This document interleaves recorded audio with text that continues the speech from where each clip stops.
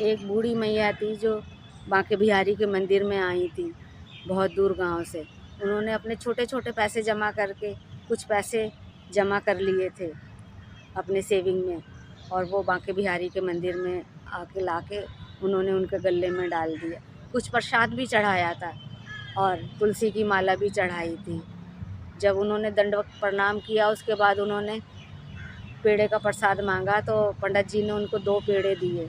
उन्हें 2 नहीं 4 पेड़े चाहिए थे, तो वो माताजी लड़ने लगी उनसे, पंडित जी से, कि नहीं मुझे 4 ही चाहिए, 2 नहीं लूँगी, मैंने गले में भी पैसे डाले हैं। ऐसा कह के वो ज़िद करने लगी। तो बोले कोई बात नहीं अम्मा, आपने कितने भी पैसे डाले हों गले में, उससे कोई बात नहीं है, लेकिन 2 ही मिलेंगे क्योंकि और भी हैं लोग जिनको मुझे प्रसाद देना है। ऐसा कहने लगे पंडित जी। तो उनने गुस्से में वो भी प्रसाद नहीं लिया और बाहर आ गई, और बाहर आके रोने लगी और बांके बिहारी से शिकायत करने लगी। अरे मैंने 4 पेड़े ही तो मांगे थे, दुनिया की दौलत थोड़ी ही मांगी थी आपसे,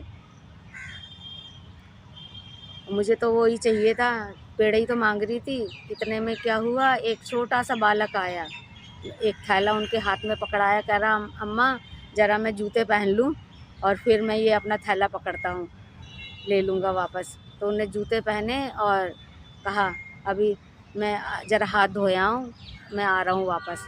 वो थैला पकड़ा के लड़का ऐसा गया कि वापस ही नहीं आया, वापस नहीं आया। और अम्मा की ट्रेन का समय हो रहा था।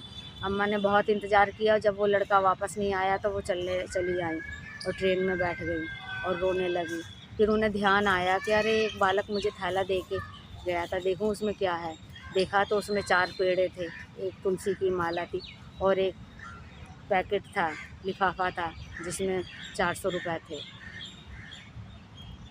जो उन्होंने चढ़ाए थे,